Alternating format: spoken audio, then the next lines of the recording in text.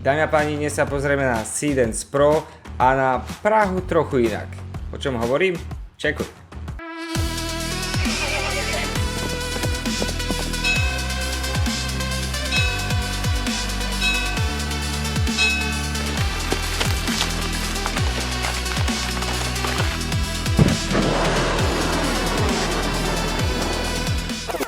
V tejto dobe aj ty môžeš vytvárať podobné videá a nepotrebuješ na to roky skúseností z grafických programov. Ale dosť bolo kecania, poďme si ukázať ako na to. Let's go! Stačí ísť na Hixfield AI, ktorý som spomínal už v minulých videách. Prečo používam práve Hixfield AI? Pod jednou strechou máš všetky obrázkové a video nástroje.